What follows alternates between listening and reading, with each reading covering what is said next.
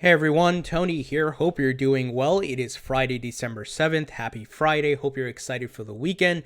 Hope you're holding strong as well in this bear market. I have some positive news for you guys. It's really around Ripple and XRP. We had a lot of items here today, and Coinbase, related to Coinbase as well. So not too many items, but definitely some important items here. So first is Coinbase announced today Coinbase is exploring the addition of 30 new digital assets. It's our goal to offer for all assets that meet our local standards and that are compliant with local law. Asif Hirji, who is the president and COO at Coinbase, Mr. Fudster himself, who used to go on CNBC Fast Money a lot and talk about XRP being a security and all kinds of BS, but he hasn't been on for a while because Coinbase is having major issues and problems. That's why you haven't seen him on there. Coinbase continues to push to bring the assets that matter to our customers. Yeah, it sounds like BS to me, because if you were really if that was true, you would have listed XRP, the number 2 cryptocurrency in the market, Cardano, Stellar Lumens, EOS. Now, to be fair, those cryptos are listed on this list of their 30 plus, right? Like I said, XRP, Stellar Lumens, Cardano, EOS. They also have Omisigo, but let's see what they actually do. Sometimes they just put out fluff and BS. We all know the history, bad blood between Ripple and Coinbase. We also know that Coinbase is sitting on a big stack of Ethereum and Bitcoin. So they were banking on that and felt they didn't need to list anything else. While Bittrex, Uphold, Binance, and many other exchanges came into the US market, started adding fiat pairing and listing more coins, and Coinbase started losing market share, and people had other avenues, other places to go to.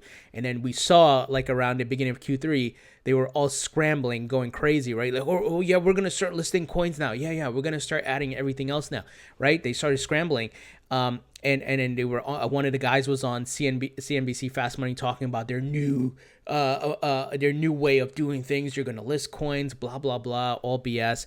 And we saw Adam White, right, who was there, one of the head guys there, went to where? Backed.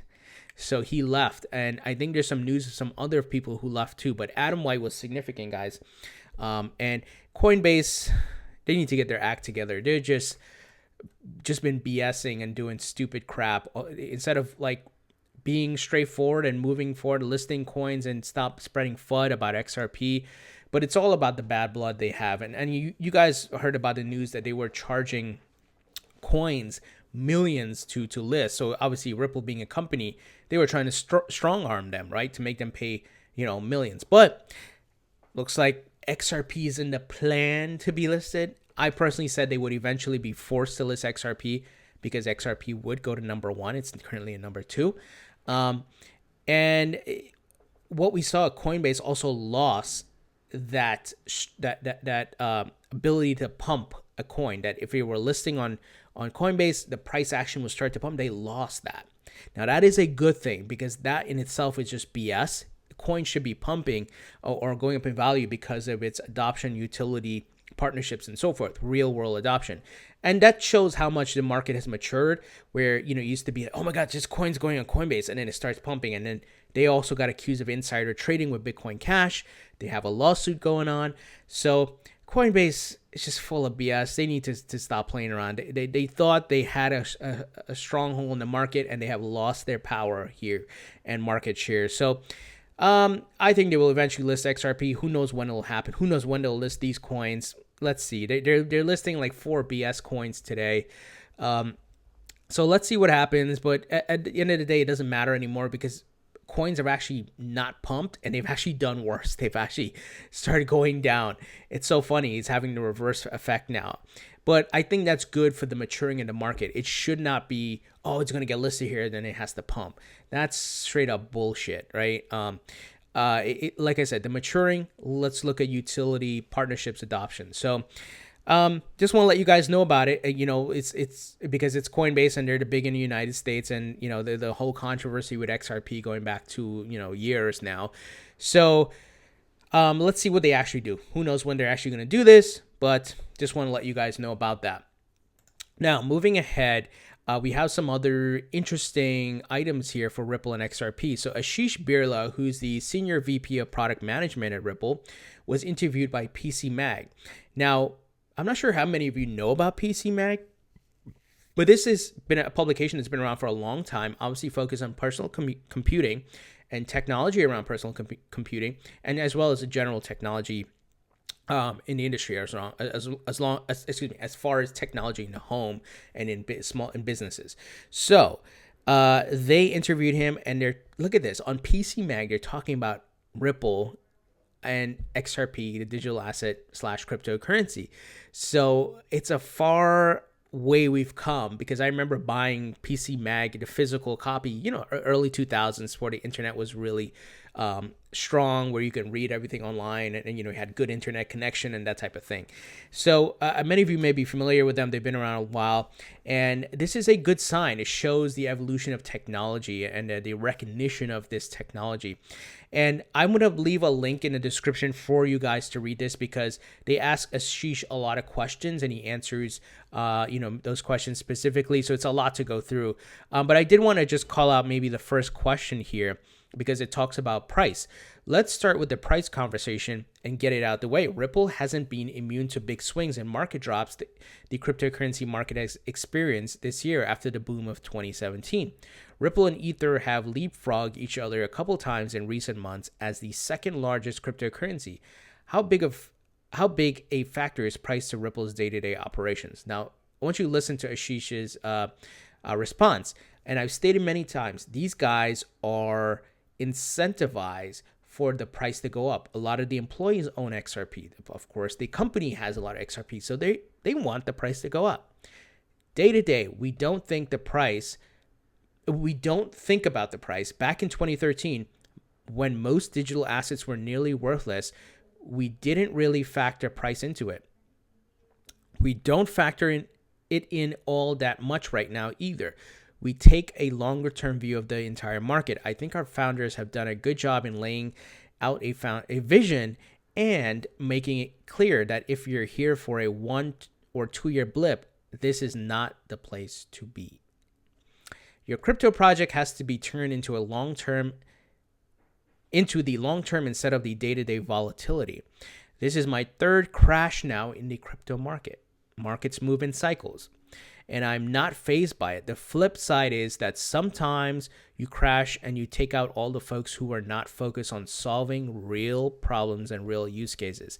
And I think you are going to see some really interesting companies come out of this next downturn.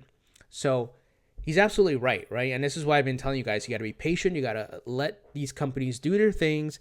It's like investing in Amazon and Google in the early 90s, where they were just building out their services, right? But we know the technology is disruptive. We see the partnerships, we see the potential. That's why you need to think about this from a business standpoint as well. Crypto is maturing, and we're seeing a lot of the weak hands and the people who are here for quick swings are getting knocked out of the market because they can't handle it, because their outlook is very different. So you really have to think about this. That's why I always do the analogy of the dot-com boom in the 90s. Now, do I think we have to wait 10, 15 years? No, because I believe technology is moving at a faster pace now, because, back then we didn't have the foundation of the internet. It was the internet being built out. Now, blockchain is being built on the internet. It's going to move faster, and these crypto projects as well. So I hope you get that. And like I said, I can't read through everything here, but I will leave a link in the description. Definitely go read it, guys. As I always say, knowledge is power, and you want to understand what you're investing in. Now, obviously, I'm not giving you financial investment advice here. I'm just telling you what my approach would be. But like I said, knowledge is power. So definitely check that out. Moving ahead here, Switzerland's Crypto Valley Zug ranked fastest growing tech hub in Europe. So think about that. We have tech hubs around the world, one being Silicon Valley here in the United States. But look at that. A tech hub now is based around crypto and blockchain. So do you see, this is what I'm telling you. You guys have to think about trends and how world economics and business and history and how all this comes into play, because then you see what's happening and you're not just focused on price. That's why I try to get you guys to think outside the box and outside the norm here, because sometimes we all have, we tend to get tunnel vision and just look at the short term, and we're missing the bigger picture of what's happening. And despite the market being down, this year has been a huge year for progress and integration and infrastructure built out and services and all the big money names, TD Ameritrade, Fidelity, ICE, Starbucks, right? Back to all of that, Yale, Harvard, all these people investing in crypto. So it's happening. And if you're just looking at prices, you are missing the big picture and the other piece of the puzzle here. So the Swiss city of Zug, home to crypto and blockchain development hub Crypto Valley, has been ranked the fastest growing tech community in Europe. Swiss startup news channel Startup Ticker reported this on December 6th. According to the latest annual State of European Tech report from London headquartered global technology investment firm Atomico, Zug came out top in comparison of year-over-year growth of attendees to a tech-related meetup events per European city, with a 177% increase as compared to last year. So as this technology evolves and becomes integrated and more people build out new use cases around different tokens and solving other real-world problems, we're going to see this is going to be just like the internet, right? The next tech boom, and it's going to grow from here. But this should show you what's happening, right? There's still a lot of movement here by the big money and businesses and people launching projects and making acquisitions and mergers and all the infrastructure being set up. And it not only is it growing, it's global. I live in the United States, and look what's happening in Europe, right? And now the United States is trying to get up to speed, but it's happening in Canada. We see all the exchanges in Canada. It's happening in African continent, and crypto exchanges popping up in different African countries, and all of that, right? It's happening globally. So it's really an opportunity of a lifetime, but you got to be patient. You have to be patient. And I highly recommend if you go and read some books and things about what took place in the dot-com boom in the 90s, and that'll help you to get an understanding, because you guys see Google now, you see Amazon, you see Priceline, you see eBay, but many of you who are maybe younger, or maybe some of you who are in different industries and you didn't really pay attention, it didn't happen overnight for them. It did not happen overnight for them. It took years. But like I said, I think this will move faster because technology is moving at a faster pace now. But I hope you have that perspective. And if this is your Amazon and this is your Google, you got to be patient. Finally here, remember I've been talking about crypto derivatives, Bitcoin derivatives. And derivatives is something that goes on in the stock market, right? It's like betting, essentially. But it's an indication, once again, of what's to come. And who bets on derivatives and stuff? The big money. You and I don't do that, right? We might buy some stocks, but betting on derivatives and doing all those type of things, it's the big money. So BitMEX lets you bet big on Bitcoin for a price. Let me give you some details. Crypto derivatives are essentially bets on whether, let me back up. BitMEX is fully owned and operated by HDR Global Trading Limited, which is registered in the Republic of, I can't pronounce that, Seychelles? Sorry, guys, I butcher some of these names. BitMEX flagship product is an XBT USD perpetual swap that tracks a Bitcoin dollar index. This is funny. Arthur Hayes, CEO of BitMEX, has jokingly referred to his customers as degenerate gamblers. This is essentially gambling for big money, Wall Street, right? Crypto derivatives are essentially bets on whether the price of Bitcoin or other cryptocurrency is going up or down. And for retail investors who dream of winning big, the most popular platform for placing these bets is BitMEX, a largely unregulated Hong Kong-based exchange that's sneaking into the news lately. Best known for its futures contracts, BitMEX, aka Bitcoin Mercantile Exchange, is a peer-to-peer trading platform that allows traders to take positions one another on crypto futures and swaps. The platform, available in 5 languages, English, Chinese, Russian, Korean, and Japanese, then settles the trades exclusively in Bitcoin. Now, I know futures are not great for the market. I know some of this is not. But it's like the double-edged sword that we kind of need, because you can't really avoid it, and there's no way to stop it.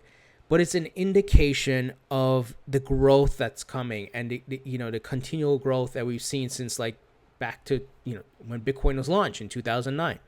So I share this with you, not that it's the most exciting news or it's the greatest news, but when you read between the lines of adoption and integration into existing structures like derivatives, which obviously exist in the stock market and all of that, this is a good sign that Bitcoin and crypto is included, and that's what I want to hammer home, because it then it becomes a common, right? It becomes, oh yeah, Bitcoin will bid on derivatives and whatever, the ETFs are coming in and the futures and whatever, right? It shows the progression and integration into our normal processes. So big things happening, guys. Big things happening. The question is, who will be patient enough to hold through? Because I know I see the prices, guys. I have skin in the game, so I'm not here just saying these things. I have money invested and I want to make a great return here, and I see the downward cycle, but I also see the moves happening behind the scenes, what the big money's doing. I see the weak hands going out, and I see the big names getting in and the prices going down. And we've talked about manipulation in the market. We've talked a bit about what's happening in the market as far as the corrections, market cycles, because we had a parabolic move up. And I think in the bigger picture here, I know at this moment it doesn't feel great, but I think this bottoming out is healthy for the market, because the parabolic move last year, December into January, was so significant. It was, you think about it, guys. If you really think about it, how big of a move it was for the entire market, let alone Bitcoin. It wasn't a healthy move, if you know what I mean. I liked it because I made some money off of it, but it was not a healthy move. And it was like a flash in the pan type thing, and that's not good. You want slow, steady growth. Don't get me wrong, bull runs will happen and prices will go up, but what I'm trying to convey is that move was based on almost nothing. It was just speculation. But what's great is if you can have real world utility and tangible items attached to these coins, like for example XRP. Okay, you can say, okay, this bank went live on XRapid, and then the speculation builds on that. On top of that, then you have some foundation, rather than just be like, yeah, I think this is gonna happen, right? So I think we're maturing for sure. We're for sure maturing. So you got to look at it that way. You got to have these different perspectives, because like I said, if you're just looking at price, you're missing what's happening, and you will most likely give up, because you'll become that Wall Street statistic of, the psychology of, right? Euphoria, depression, and all that. And yet you're not missing the really, really massive things that are happening as far as the build out of the market. Anyway, guys, what do you think about this news? Coinbase and their BS. Let's see what they do. They've lost their power, so I'm not even excited that they will list XRP, because it's just now XRP being listed on another exchange. Let's be honest. I could go on Uphold, I can go on Bittrex and buy XRP fiat pairing. So let's see what they do. XRP does not need Coinbase. Coinbase needs XRP. And Ripple here and being featured, and XRP being featured big time on BitMEX. This is a big publication. We're seeing crypto is now becoming the driving force in tech hubs. That's just great news. And then crypto derivatives, I know not the most great news here, but it is a sign of what's to come. So please leave your thoughts and comments below. Thumbs up if you like this video. Please subscribe if you haven't already. Don't forget to follow me on Facebook and Twitter. Thank you guys for your support, and I'll talk to you all later.